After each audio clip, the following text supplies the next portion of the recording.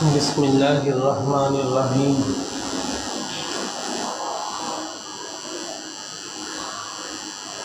الحمد للہ لہ الملک ولہ الحمد وهو على كل شيء قدیر، والصلاة والسلام على سید الانبیاء والمرسلین وعلى آلہ وصحبہ اجمعین، اما بعد۔ قال اللہ عز وجل فی القرآن المجید: ان صلاتي ونسكي ومحياي ومماتي للہ رب العالمین۔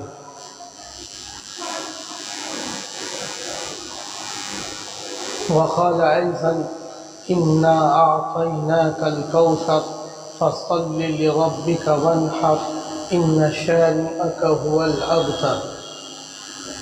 صدق اللہ العلی العظیم۔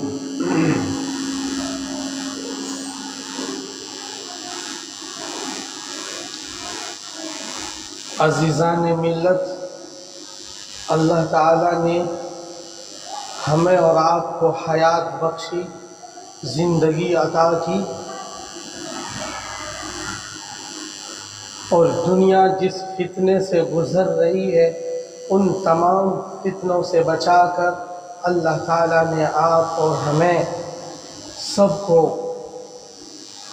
اچھی زندگی عطا کی، صحت اور تندرستی عطا کی۔ یہ اللہ کا عظیم ترین احسان اور کرم اور فضل ہے۔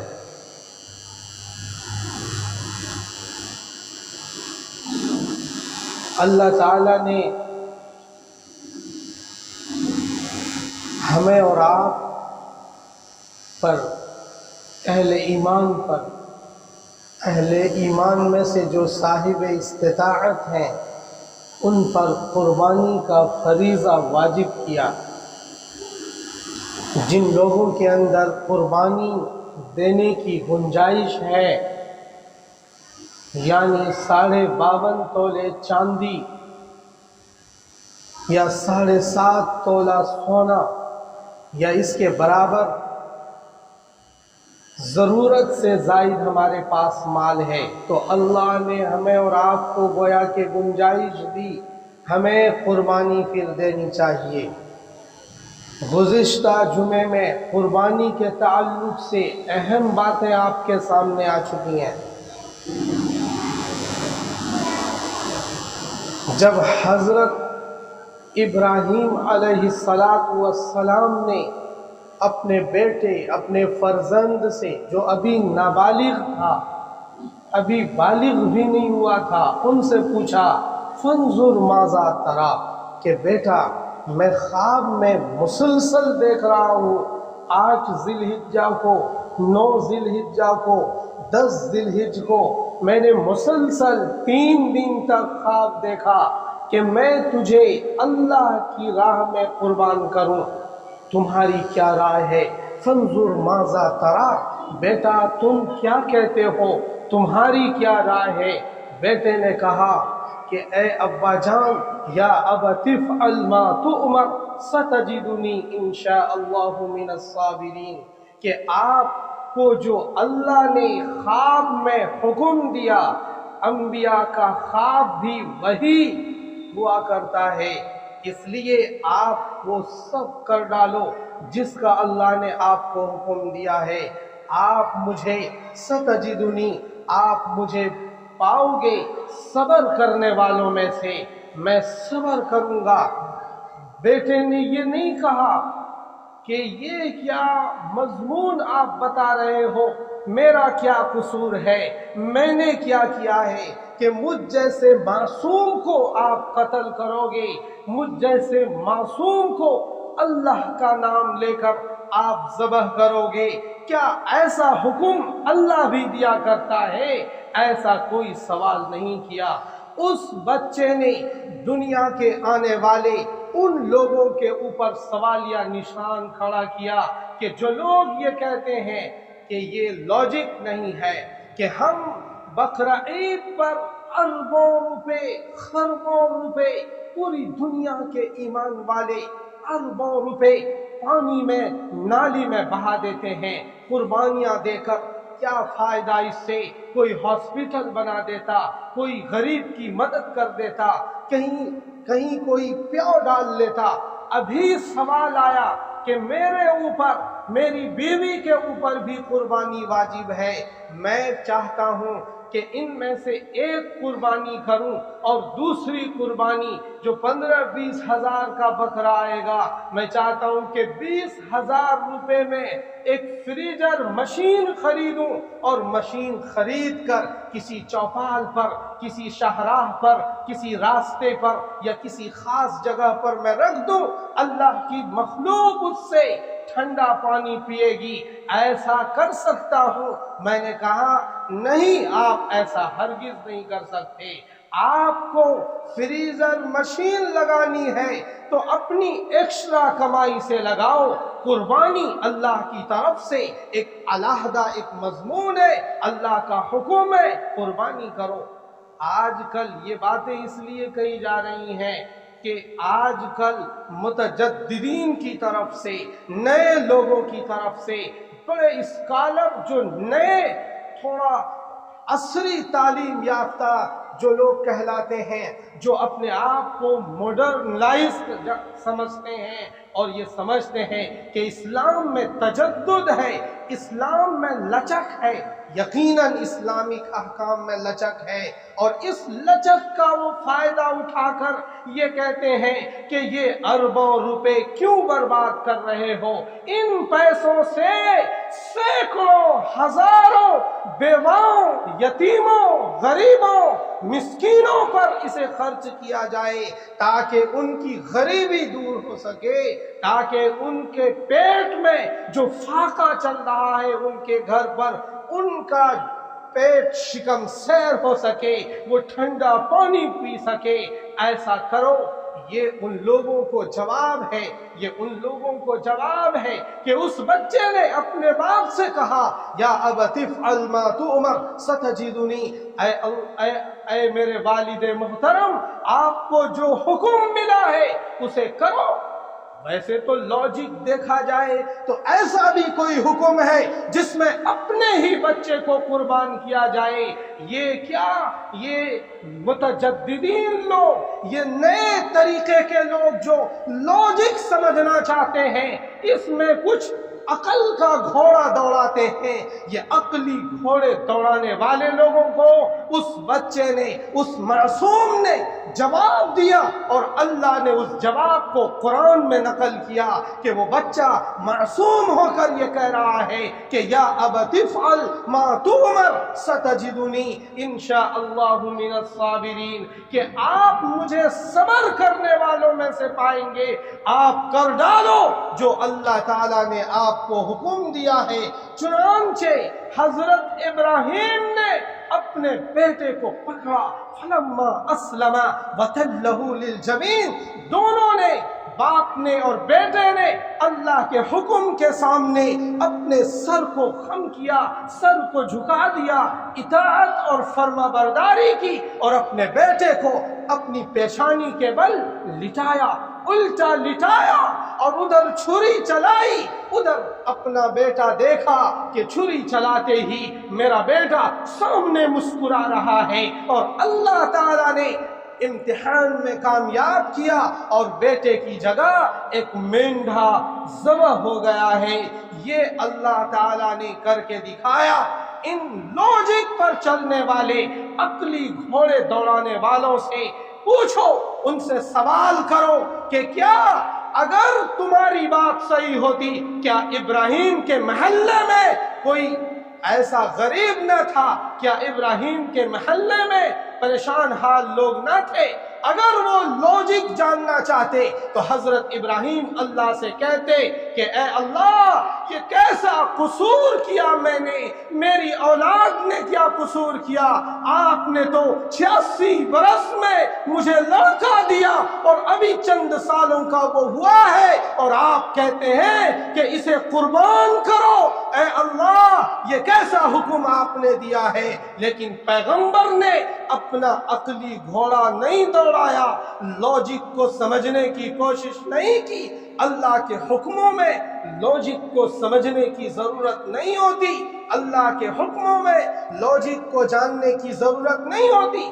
ایسے تو ہم تم کہو گے کہ نماز پڑھنے کے بجائے ہم ایمس میں آل انڈیا میڈیکل ہاسپٹل میں جا کر ہم 15 منٹ میں نماز پڑھتے ہیں، کسی 15 منٹ میں کسی کراہتے ہوئے مریض کی ہم مدد کر دیں، اس کا پیر دبا دیں، اس کے سر پر ہاتھ رکھ دیں، اس کی پیٹھ دبا دیں۔ ایسے تو پھر نماز بھی تم نہیں پڑھو گے، کہو گے لاجک یہ کہتی ہے کہ نماز کی جگہ میڈیکل جاؤ اور وہاں مریضوں کی عیادت کرو۔ جتنا وقت ہمیں نماز میں لگتا ہے اتنا وقت ہم مریضوں پر لگائیں گے۔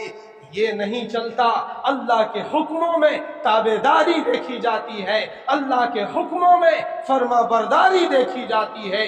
دنیا کے لاجک پر چلنے والے اور ان لوگوں کو اللہ تعالیٰ کے رسول صلی اللہ تعالیٰ علیہ وسلم نے بھی بتایا کہ لاجک پر چلنے والے کبھی کامیاب نہیں ہوتے، اور پھر وہ عقلی گھوڑا اس طرح سے دوڑاتے ہیں کہ اللہ کے حکموں میں بھی وہ گراوٹ پیدا کر دیتے ہیں، اللہ کے حکموں کو وہ کمزور سمجھنے لگتے ہیں۔ ایسا نہیں ہے، بلکہ ابراہیم علیہ السلام نے اپنے بیٹے کی قربانی دی۔ لاجک کہتی ہے کہ کیوں دے رہے ہو اپنے بیٹے کی قربانی؟ اس کی جگہ دنیا سے مینڈے خریدو اور اسے قربان کرو۔ وہ اگر چاہتے تو کہتے اللہ تعالیٰ سے، انہوں نے نہیں کہا، بیٹے نے بھی نہیں کہا، باپ نے بھی نہیں کہا، دونوں نے اللہ کے حضور اللہ کا حکم مانا۔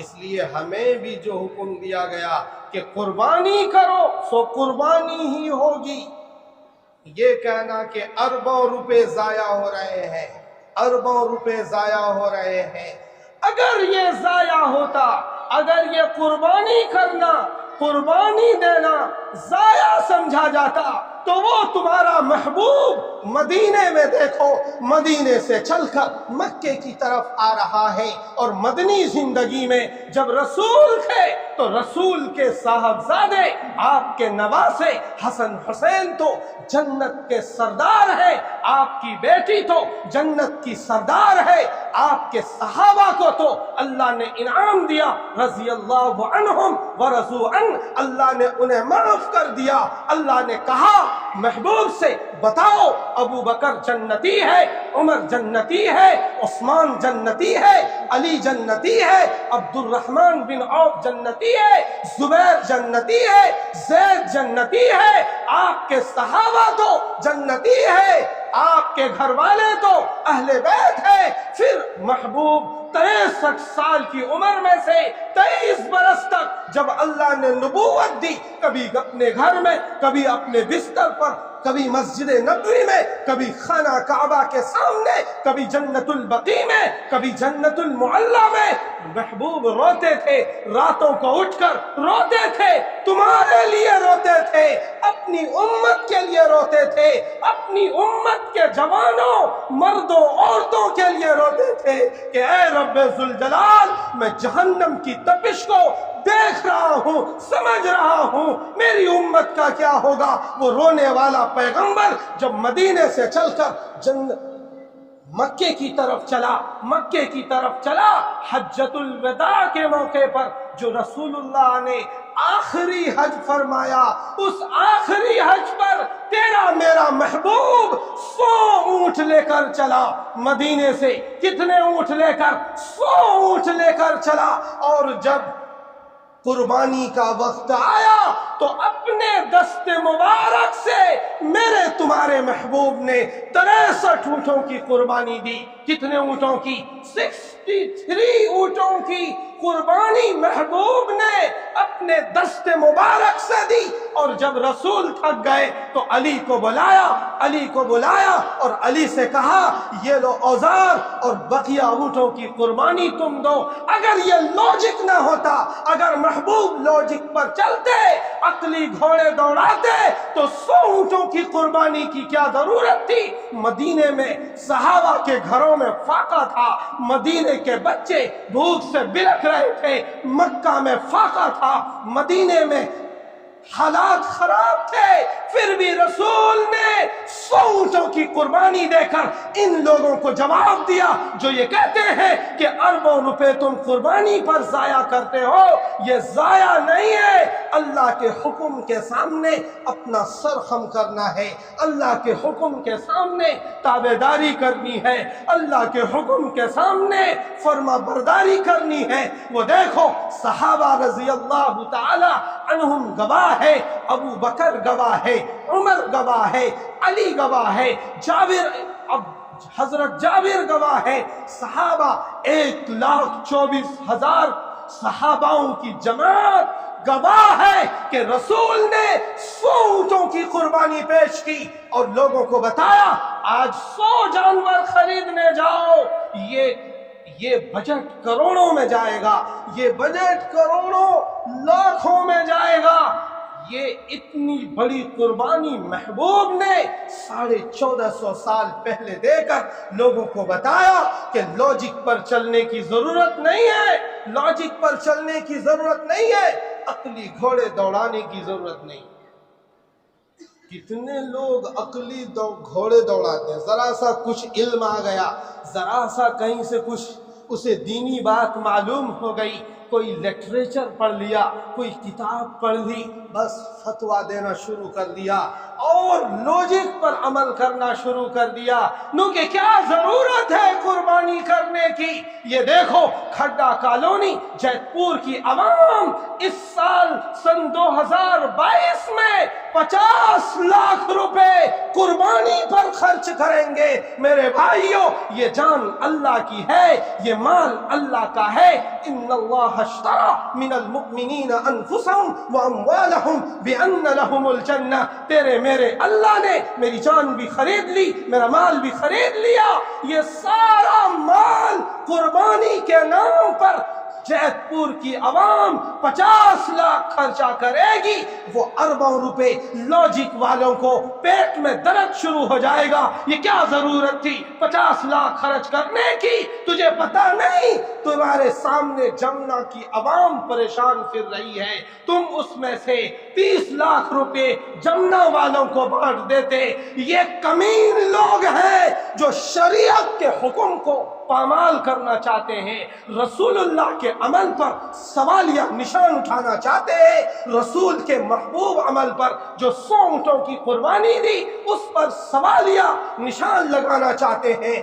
ان لوگوں کی بات پر ہماری عوام کو نہیں آنا چاہیے۔ یہ اس لیے بتا رہا ہوں کہ یہ طبقہ تم یوٹیوب پر ان لوگوں کا بیان بھی سن سکتے ہو، ان کی باتیں بھی سن سکتے ہو، وہ اگر ان کے چکرویو میں آؤ گے تو یوں سمجھو کہ وہ جو رسول کی اونٹنیاں مدینے سے 100 اونٹنیاں مکے کی طرف مینا کی وادی میں آ رہی تھی، ان پر تم سوالیہ نشان بنا رہے ہو۔ اس لیے میرے بھائیوں، قربانیاں دی جائیں گی، قربانیاں پیش کی جائیں گی، ہمیں اور تمہیں تو رسول اللہ کے اعمال کی پیروی کرنے کا آرڈر ہے۔ ایک ایک ایمان والے کے لیے آئیڈیل رسول کی زندگی ہے، ایک ایک ایمان والے کے لیے نمونہ محبوب کا طریقہ ہے، ایک ایک ایمان والے کے لیے طریقہ کار محبوب کا طریقہ کار ہے۔ اس لیے یہ دیکھو کہ میرے محبوب نے کیا تھا، میرے محبوب کا کیا عمل تھا۔ سن تاریخ 10 ذی الحجہ 11 اور 12 میں میرے محبوب کیا کرتے تھے؟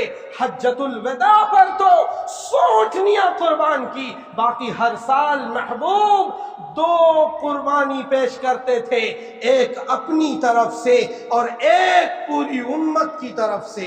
پوری امت کا مطلب ہے ایصال ثواب کے لیے۔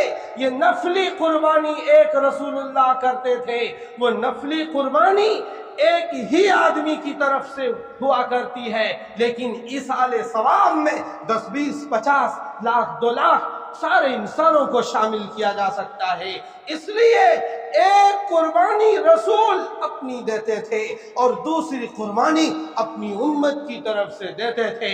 آج کل تو ہمارے جوانوں کو قربانی کا پتہ ہی نہیں ہے، وہ ہم سے فون پر مسئلہ پوچھتے ہیں اور یہ کہتے ہیں کہ حضرت میں نے پچھلے سال دادا کے نام سے قربانی کی تھی، اور اس سے پہلے میں نے پردادا کے نام سے کی تھی، اور سن 2021 میں والد کے نام سے کی تھی، اب کہ میں اپنی طرف سے کر لوں۔ میں نے کہا یہ عجیب حماقت ہے۔ 2022 کا جوان یہ سوال پوچھتا ہے، ان کی عقل و خرد پر حیرانی ہے کہ علم اتنا بانٹا جا چکا ہے، شریعت اتنی پھیلائی جا چکی ہے، اللہ کا احکام گلی کوچوں میں چلا جا رہا ہے، اور اس جوان کو یہ نہیں پتا کہ قربانی اگر تو خود صاحب استطاعت ہے تیرے اوپر واجب ہے۔ وہ کہتا ہے، میں نے ان سے کہا کہ باپ، اگر آپ کے باپ نے نماز پڑھ لی فجر کی تو آپ نے بھی پڑھ لی؟ انہوں کہ نہیں پڑھی۔ کیا آپ کے باپ کا روزہ آپ کا بھی روزہ ہو جائے گا؟ انہوں کہ نہیں ہوگا۔ انہوں کہ آپ کے والد صاحب کرتا نیا پہنیں گے سلا کے تو آپ کا بھی پہننا مانا جائے گا؟ انہوں کہ نہیں مانا جائے گا۔ انہوں کہ جی آپ شوز خرید کے لاؤ گے، آپ کے والد پہنیں گے اسے تو آپ کا بھی پہننا مانا جائے گا؟ انہوں کہ نہیں مانا جائے گا۔ تو پھر قربانی کیوں مانی جائے گی؟ جب تیرے باپ صاحب استطاعت ہے تو ان کی قربانی الگ ہوگی، تیری قربانی الگ ہوگی اگر تو صاحب استطاعت ہے۔ اسی طرح کتنے لوگ مرحوم کے نام سے قربانی کرتے ہیں کہ اس سال دادا پر دادا کے نام، نانا پر نانا کے نام، نانی پر نانی کے نام، چلو اس سال اپنی طرف سے کر لیتے ہیں۔ بیگم سے مشورہ چل رہا ہے، اس سال ایسا کرو ہم دونوں اپنی نام سے کر لیتے ہیں۔ بھائیو، نفلی قربانی آپ پر واجب نہیں ہے۔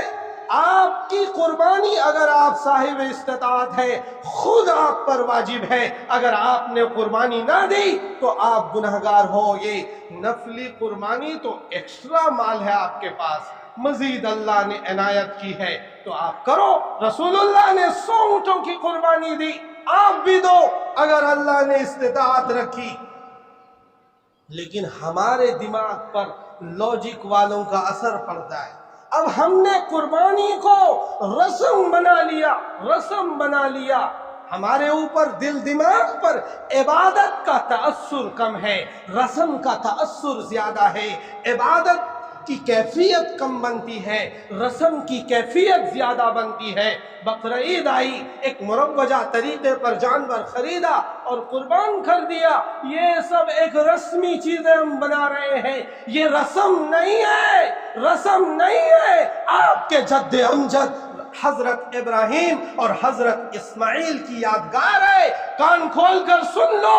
جنہوں نے اپنے بیٹے کو قربان کیا تھا اس کے کلیجے سے پوچھو جا کر، ان کے دل دماغ سے پوچھو جا کر ان کے اوپر کیا تاثر تھا جب چھری اپنے ہی بیٹے کی گردن اور ان کے گلے پر چل رہی ہوگی، ان سے پوچھو ان کے حالات کیا ہوں گے۔ اے لوگو، یہ رسم نہیں ہے، یہ اللہ کی عبادت ہے، اللہ کے حکم کے سامنے سجدہ ریز ہونے والی بات ہے۔ نماز ایک الگ آرڈر ہے، زکوٰۃ ایک الگ آرڈر ہے، حج کرنا ایک الگ اللہ کا حکم ہے، زکوٰۃ دینا ایک اللہ کا الگ حکم ہے، روزہ رکھنا ایک الگ اللہ کا حکم ہے، ایسے ہی قربانی دینا الگ سے اللہ کا ایک حکم ہے۔ اسے دوسری عبادت پر کیونکہ جس صدقہ کر دو، 3 آدمیوں پر قربانی واجب ہے، 2 کی کر لیتے، 1 کا صدقہ کر دیتے ہیں۔ یہ سب اپنا دماغ چلانے والی بات ہے، اپنا عقلی گھوڑا دوڑانے والی بات ہے۔ یہ سب شریعت میں نہیں چلتی۔